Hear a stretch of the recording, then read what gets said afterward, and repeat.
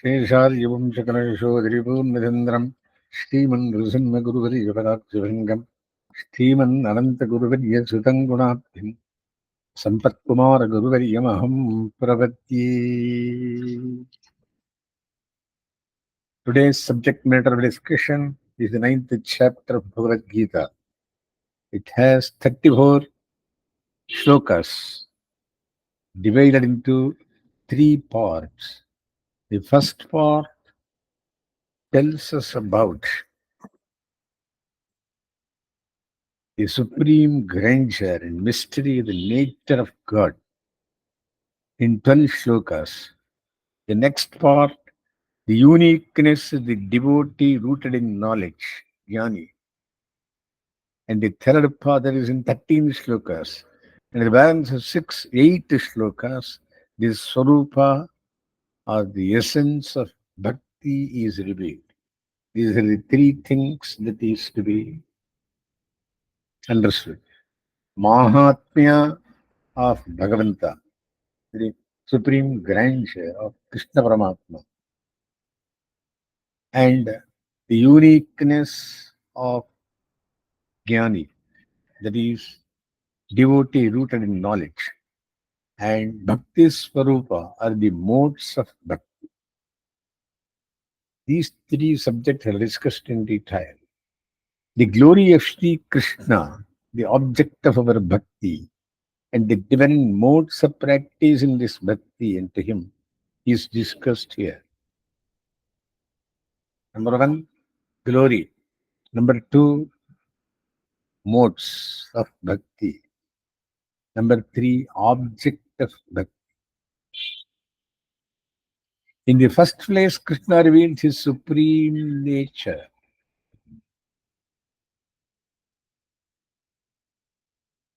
What is his supreme nature? That is revealed. All this, that is the Jagat and the Jivatmas, are permeated by him as the ice by water. Number 2, all beings abide in him as the air born in ether, born of ether. Number 3, at the end of every kalpa, Brahma's day, all beings enter him, and at the beginning of every kalpa, he brings them forth as the creator. So, not knowing his supreme nature, fools think low of him, the Lord of all creation. Going by the appearance in human garb, they take him to be an ordinary mortal. In fact, laying hold on his nature, he brings forth again and again, Sambhavami Yuge Yuge.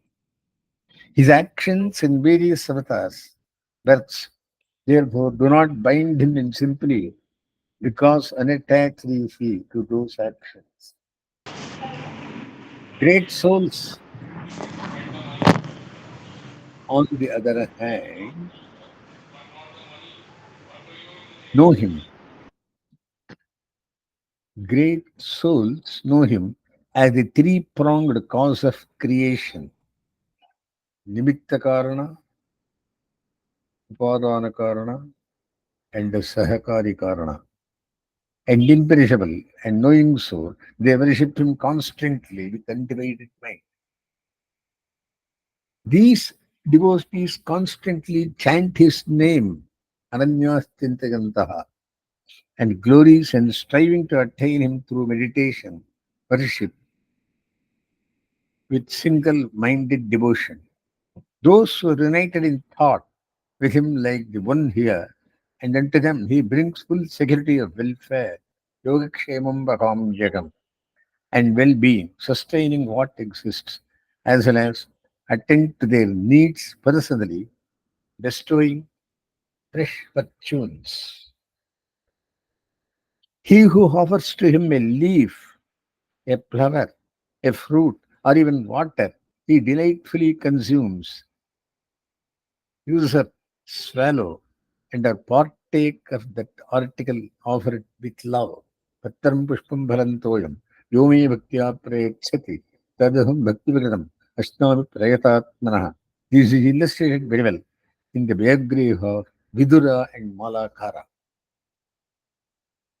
Therefore, whatever we do, whatever we eat, and whatever we offer as oblation to sacred fire, Yatkaroshi Yadashnashi, Yajjughosi Dadasi Yati, to sacred fire, whatever we give away as gift, whatever we do by way of asceticism, deserve to be offered to him in the first place. Tatkurushva Madarpanam. So Krishna concludes this chapter with the instruction that all the three, namely mind, body, and speech, be fixed, devoted, and adore him, and thus one shall reach him. Mayarpitamano buddhi, mame vaishyati. This bhakti is the remedy for the abode of sorrow, otherwise called samsara. In contrast, this bhakti is the feast for enjoyment in his company in the other world of joy and bliss. Madbhakto bhava, madhyaji bhava, mam namaskuru. Therefore, the glory of Krishna Paramatma, diversity of bhakti, and the object of bhakti are narrated in full in this chapter. This is our summary. Now, coming to the contents. The ninth chapter on Ramanuja's interpretation is of pivotal importance. While the two preceding chapters discuss bhakti in general and deal with all the three levels of it, the treatment is not concentrated enough. This chapter devotes itself to an exclusive consideration of the highest level of bhakti, that which is rooted in knowledge. Its comparative superiority is brought out in the preceding treatment, but its intrinsic character, divining essence, is the theme of the present chapter. Uniqueness of the man of knowledge, treading the path of bhakti, is also set forth. Introducing this quintessence of bhakti, the chapter dwells considerably on the nature and majesty of God in what may be characterized as philosophical lines surcharged with the spirit of fervent adoration. The teaching of a chapter is analyzed into three main points, namely the supreme grandeur of Krishna, the uniqueness of the devotees rooted in knowledge, and the Swarupa or the essence of bhakti. As is the tendency of the text and as is appropriate from the psychological point of view, the greatness and the knowledge to be imparted in the chapter is set down is in very meaningful ways. So, what is to be known is detailed in this chapter. That is, I am telling you because you are anasuyu, meaning you anytime whatever I tell with great interest. Pravakshami anasuyave. He commences with that statement. So, seventh chapter is Jnana Vijnana Yoga. Eighth chapter is an explanation of Jnana Vijnana Yoga as understood by three categories of bhaktas. That is, one desiring prosperity, one interested in Atma Sakshatkara, and the third one who wants God alone. That is Bhakta. So, the Jnana and Vijnana taught by Krishna Paramatma are I am having two things. One is aparaprakriti, another is paraprakriti. Paraprakriti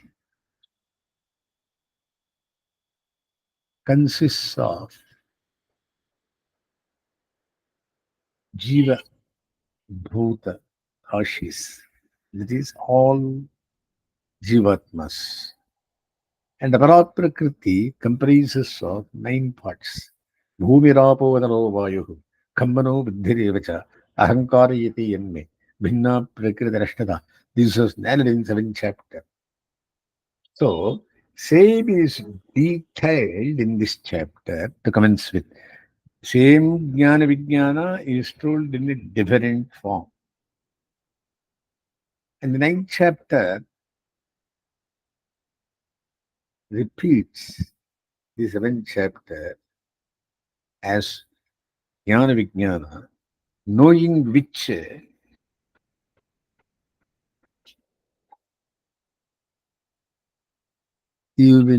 is nothing else to be known. That is, he is called the secret of secrets and to be learned king of secrets, king of all vidyas, and that is pavitram, sacred. It is uttamam, it is superlative. Pratyakshaavagamam dharmyam. You can see God by practicing this Rajavidya. It is practical, seeing of God. Dharmyam, it is a dharmic path. Susukham, it passes on. Saukhya, that is easiness. Kartum abhyayam. In doing it is very easy, practicing it is very easy. You realize God at the time of your commencement itself. So, these are all the plus points of this Jnana Vijnana Yoga started in the 7th chapter, called also as Rajavidya and Rajaguhya. People having no faith in this dharma, Ashtadharanaha, failing to reach me, revolve in the path of the world of Punarvijananam, Punarvimaranam, Ashtadharana Purusha, Dharmasya Varantava, Aprapyamam Nivattante, Mrityasamsara Ratmani. In the same world, they will be moving, coming and going. The whole of this universe is penetrated by me, and as unmanifest divinity, and all beings rest on the idea within me. Therefore, really speaking, I am not present in them. Maya tatavidam sarvam jagatam yuktamurtina vatsthani sarvabhutani nachaham teshu avasthitaha. Nay, all those beings await not in me, but behold the wonderful power of my divine yoga. Though the sustainer and creator of beings, myself in reality dwells not in those beings. Nachamatstani bhutani. Pashyami yogameshwaram. See this Aishwarya of mind. Bhuta Bhriti. I am the base for everybody. Nacha bhutastho. But I don't expect anything from him. I am not in them. Mamatma, all para prakriti is my sharira, and I am the Atma for all of them. Bhuta bhavana, my sankalpa, or thinking alone, I can create and destroy. Just as the extensive air which is moving everywhere, being born of ether, ever remains in ether. Likewise, know that all beings abide in me. यथाकाशस्थितो वायुः सर्वत्र गो भवान् महान् तथा सर्वाणि भूतानि मत्स्थानि इति उपधारय. Arjuna, during the final dissolution, all beings enter my Prakriti, the prime cause, and in the beginning of creation, I send them forth again. Kalpakshaye punastani, kalpadu visarjamyaham. Wielding my nature, I release again and again, according to their respective karmas, all this multitude of beings subject to the influence of their own nature. प्रकृतिं स्वाम् अवष्टभ्य विसृजामि पुनः पुनः भूतग्रामम् इमं कृत्स्नम् अवश्यं प्रकृतेर्वशात्. Arjuna, those actions, however, do not bind me, unattached as I am to such actions, and standing apart as it were. Nachamam tani karmani, nibadhintidanteja, udasīnavadāsīnam, asaktam teshu karmasu. With me, as the superior nature brings forth the whole creation, consisting of both sentient and insentient beings. It is due to this cause that the wheel of samsara is going on. Mayadhyakshena prakritihi. Under my presidency, suyate sacharacharam. Everything is brought out. Hetuna nena kaunteya. Due to this, Jagat Bhuvirivattare, the samsara is going round. This is the Mahatmya, Aishwarya of Bhagavan. But here in next two shlokas, he also tells us about the Avatara Rahasya. What is Avatara Rahasya? Told in fourth chapter, Yada Yada Dharmasya, Glanira Bhavira Bharata, Abhyutthanavatanmasya, Tadatmanam Srijanyagam, Avajaranti Mam Mudha, Manushim Tarumashtritam. Param bhavam ajarantaha mama bhuta maheshwaram.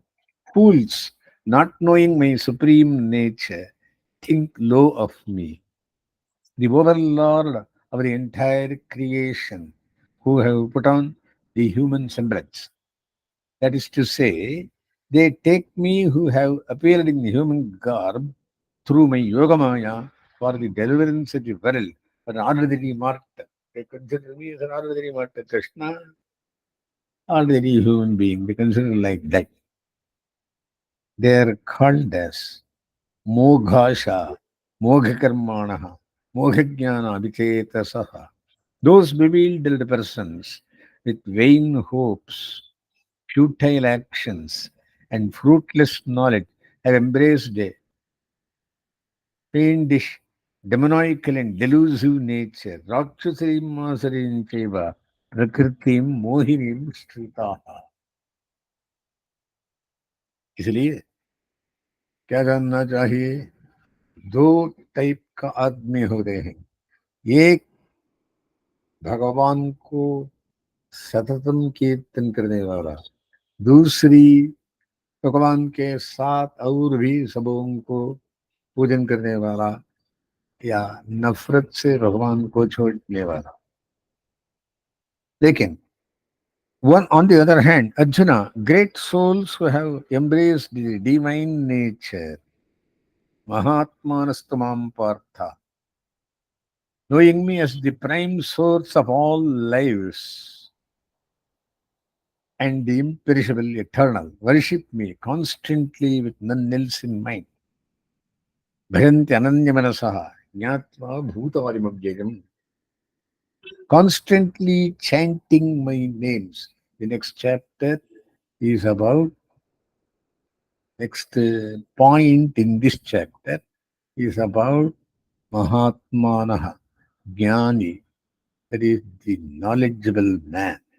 One who wants, he is called as Bhagavat Charanati, one who wants to surrender to God or being with Him always. He does not separate himself from God, even during practice no- as well as union. Sadatam kirtayanto mam, yadantaccha dharvrataha, namasyantaccha mam bhakta. They are called as Nityayukta Upasate, constantly chanting my names and glories and striving for my realization and bowing again and again to me. Those devotees of firm resolve, ever united with me through meditation, worship me with single minded devotion. Dridhavrataha.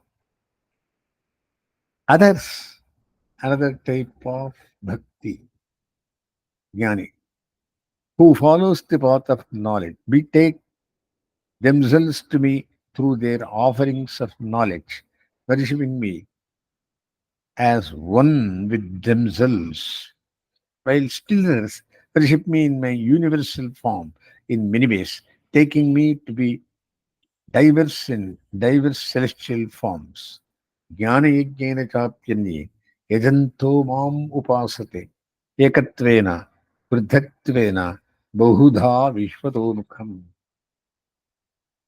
In next four shlokas, he tells us about that he is everything, meaning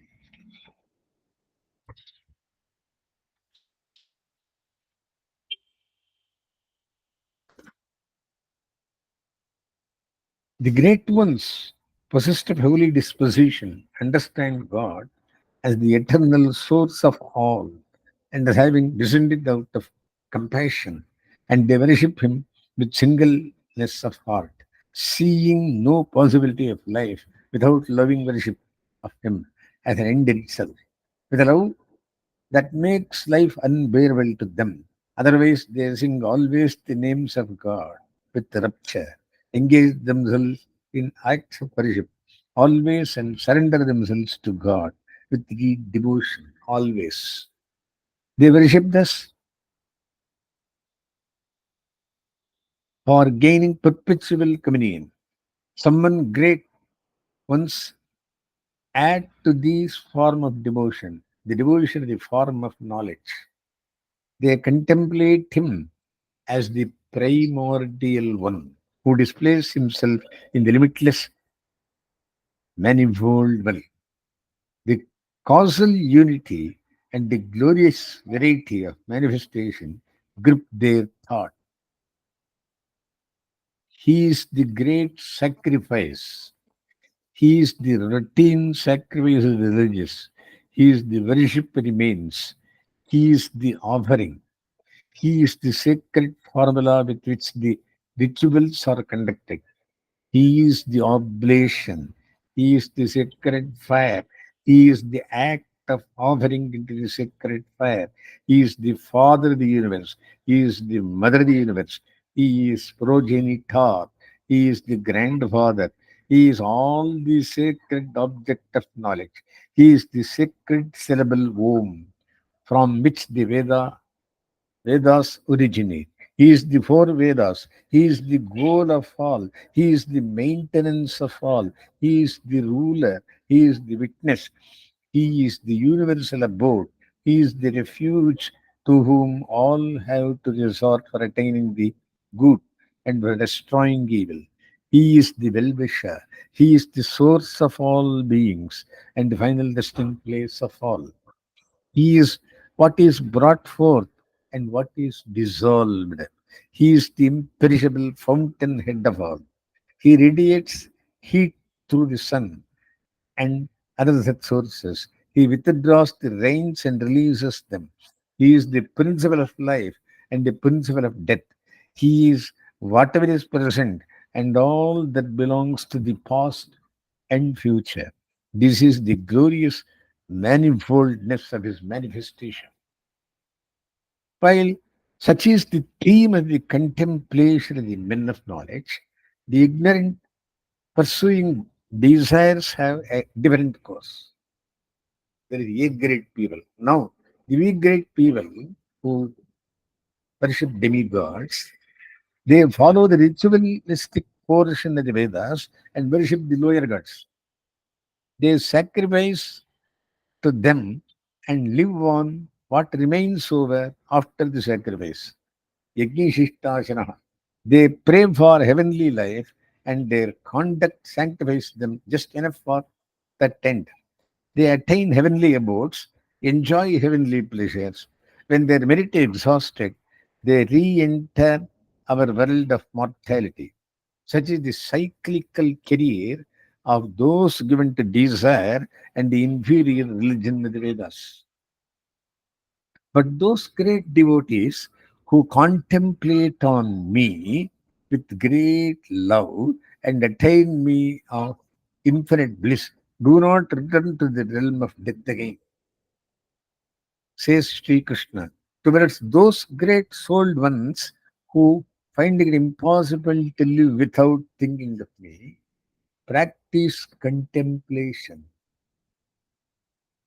of me with all my holy attributes and all the glories that belong to me as the sole object of their lives. I myself undertake the responsibility of bringing them to union with me and of preserving them in that union forever. Ananyāschinthayanto māṁ yedanāh pariyapāsate teshāṁ nityābhiyuktānaṁ yogakshemam vahāmyekam. Those who are devoted in the lower gods and worship them with faith are indeed worshipping the Supreme Being Himself. For those gods are but modes of the Supreme Being. These worshippers do not rise to that conception of the ultimate deity, and hence their worship is not in accordance with the proper rules of worship. Ashtatatana Purusha Bhajanti Avidhipurvakam. The worship is not in accordance with the proper rule of worship. In reality, the supreme deity is the object of worship in all sacrifices, and he grants the wishes of the worshippers in all of them. But they do not recognize this truth, and hence they fall. The principle here is that whoever worships the gods reaches them, and whoever worships evil spirits reaches them. In the same way, whoever in the same acts of worship looks upon the gods, mains, and spirits as the aspect of modes of the Supreme will attain him.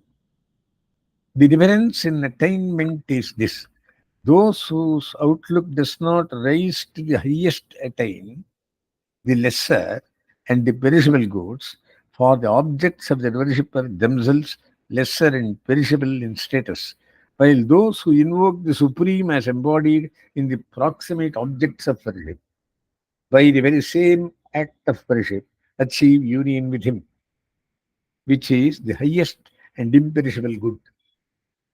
There is a great speciality in the worship of the highest deity. The simplest offering, like a leaf, a flower, a fruit, or even a little water, if offered with a love, such that life itself becomes unbearable to the devotee without this act of worship, and the offering itself is treated as an end in itself. God accepts and enjoys immensely as they are brought to Him with love by the devotee who is sanctified by such love. In other words, the material part of the offering is valued as beyond the price provided.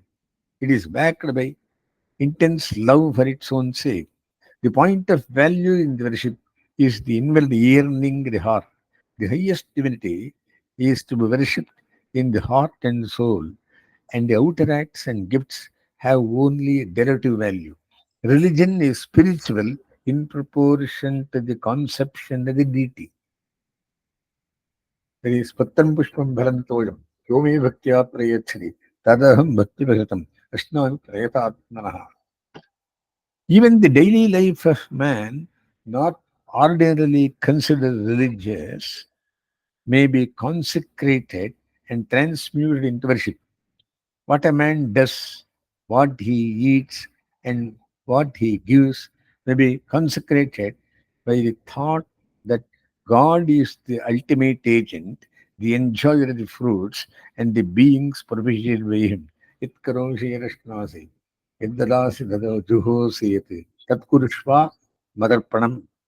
The lower religious deeds, also ordinarily dedicated to the lesser gods, may be similarly sublimated. In short, all the activities of life change over to worship. If God is looked upon as the doer, the enjoyer, the being propitiated, and the deed itself, to put in God at the center of life with love is to turn it into one continuous adoration. Thus, to conceive life itself into a perpetual sacrifice unto the highest is to get over the binding effect of all deeds of the past and to reach the highest. Mayodhyakshena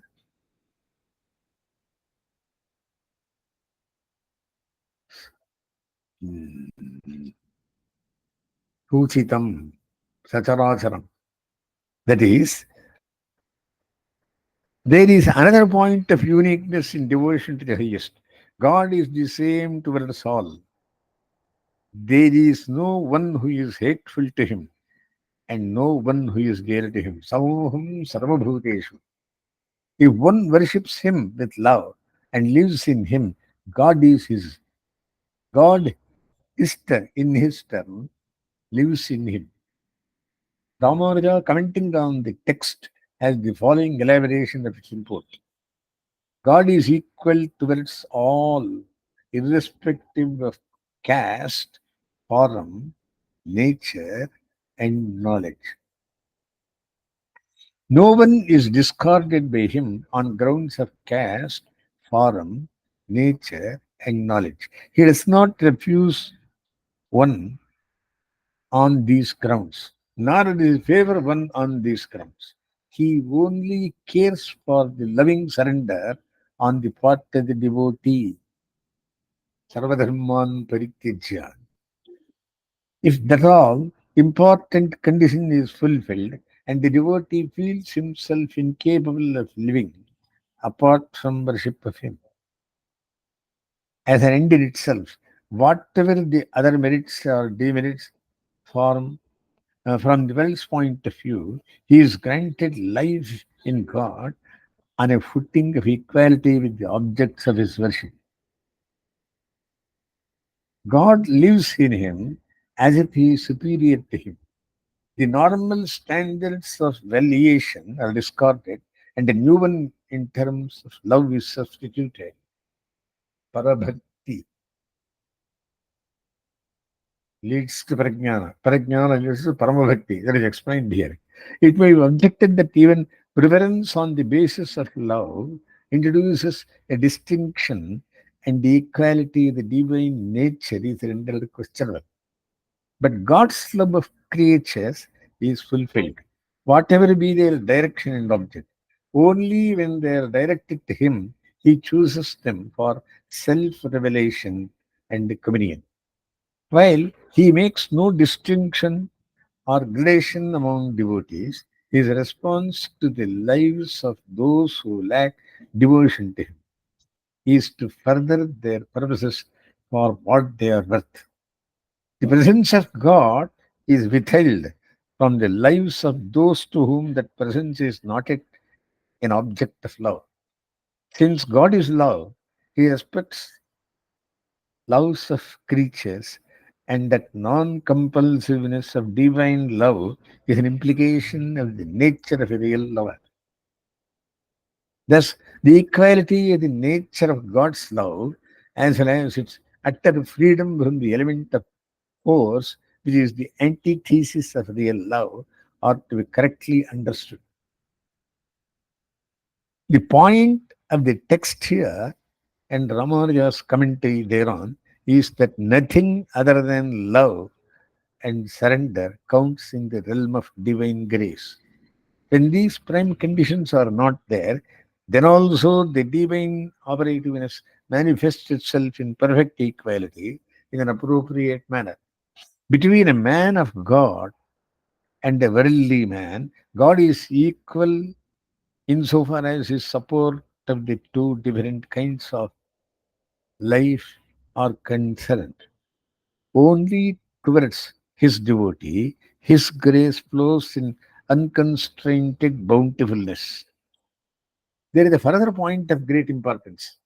A man may be given to extremely evil ways from the ethical point of view. If it is so happens that he develops love towards God and worships Him, regarding that worship as an end in itself, he is to be considered, says Sri Krishna, as a virtuous and pious man. He deserves all reverence. This is so because his resolve is the right kind. He conceives God as all in all from the point of view of reality and value. When this great elevation of thought and resolves and resolve are reached by him, his lapses of conduct are minor drawbacks.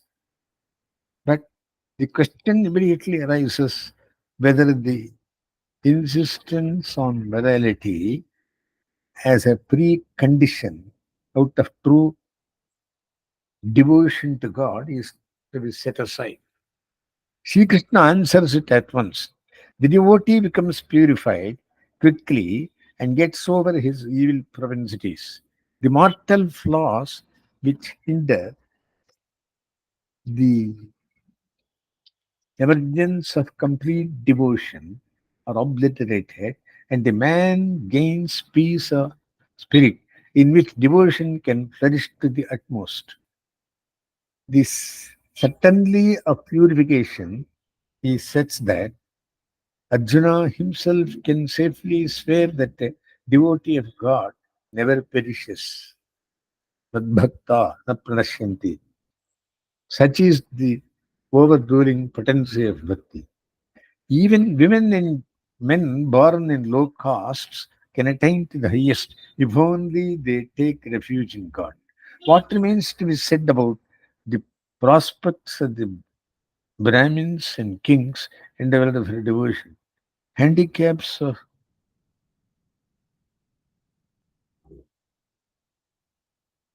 birth brought about by previous karma are of no consequence in the face of bhakti. The mortal obligation and the assurance of triumphant progress are all the greater in assurance of triumphant progress. You are,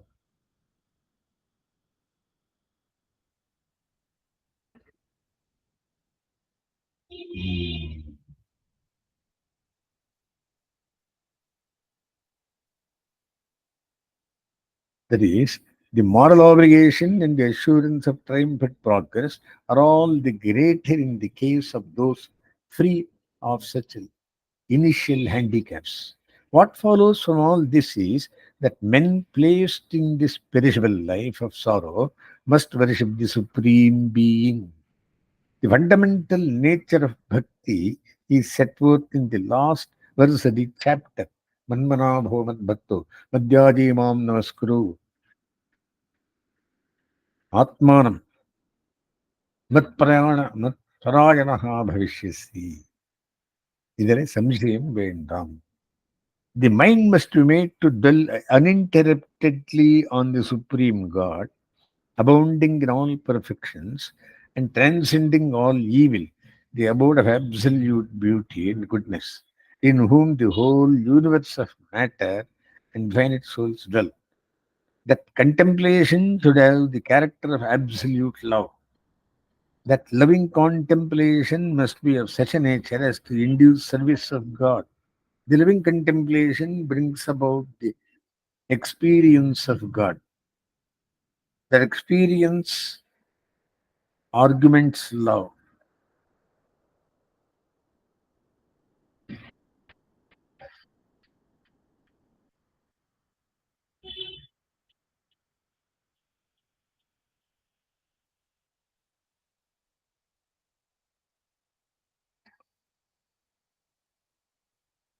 The loving contemplation brings about the experience of God. That experience augments love. The love compels one to engage in service of God. So, the loving contemplation should be of such a nature as to issue in the loving service of God. Further, the contemplation should make the devotee surrender himself to God. That means that the devotee, not being satisfied with the service he could render to this Lord, surrenders himself to him so that he might be perfectly appropriated by him and put to use according to his pleasure. It involves total submission and utter readiness to be taken up and utilized by the Lord at his pleasure. The contemplation prescribed should be of such a nature as to lead to the surrender. Madmana bhava, madbhakto bhava, madhyaji bhava, mam namaskuru, madparayano bhava. This principal factor in bhakti, the principal factor in bhakti is contemplation, and that should be characterized by love, that is bhakti, should induce service and should culminate in total surrender. The devotee should find it impossible to live without him and therefore must cling to him as the sole basis of life. When bhakti acquires the characteristics mentioned and the devotee resorts to God as the sole support of his life, his mind becomes competent to receive the gracious gift of the direct experience of God from God and attains him. Bhakti in fullness involves the orientation of the entire soul towards the Supreme, for it is contemplation full of love, inducing the activity of worship and absolute self surrender. It is total heightening of being in supreme dedication to the supreme reality. So, to sum up, God has grandeur, that is Mahatmya, that is being repeated. Bhakti of a jnani is exclusively important because everything is his. That is explained as explained just now. And the third one, the last topic, the different modes of bhakti, that is praying for a God, chintanam, satatam, kirtanam, and that is called the Ashtavida Bhakti. These are to be practiced for purposes of Purushartha. Tattva is explained in Karma Yoga and Jnana Yoga. Hita is explained in Bhakti Yoga. And the Purushartha of attaining Him and surrender to Him and doing Kainkariya to Him are also explained in these 9 chapters, 1 to 9. So, Gita is complete with these 9 chapters. Further, Bhuyajeva Mahabaho, Truname Paramam Vachakha. I'm once again trying to explain the whole thing. It is being repeated. So, Prabhati is there in the 7th chapter itself. 8th chapter explains the do's and don'ts of 3 types of devotees. There is one who wants prosperity, one who wants Atma Sakshatkara, one who wants Bhagavat Sakshatkara. Different paths are like and they are discussed at length. Once again, in this chapter, 9th chapter, Paramatma explains the 7th chapter, and in the middle, he explains 8th chapter, and in the end, he tells about the 10th chapter also. 10th chapter is on Bhagavad Vibhuti. So, in the 4 shlokas, that is 16 to 19, Bhagavan explains himself as everything. What are those shlokas? Aham karturaham yajna. स्वधाहम् अहमौषधम् मन्त्रोऽहम् अहमेवाज्यम् अहमग्निः अहं हुतम् पिताहम् अस्य जगतः माता धाता पितामहः वेद्यं पवित्रम् ओङ्कारम् ऋक्साम यजुरेव च गतिः भर्ता प्रभुः साक्षी निवासः शरणं सुहृत् प्रभवः प्रलयः स्थानं निधानम् अव्ययं बीजम् तपाम्यहं like sun वर्षं निगृह्णामि I control the rains उत्सृजामि च I also rain wherever there is need अमृतम् I am amrita nectar chaiva mritischa I am the death god sarasachaham arjuna I am the sat I am the asat. This is called as Viruddha Vibhuti Yoga. So, telling about this, he explains the same thing in the 10th chapter in detail as Bhagavad Vibhuti. So, Bhagavad Vibhuti is told in the chapters itself as 16, 17, 18, 19. This is how Jnaninaha think. Jnanis think on these lines as everything is God.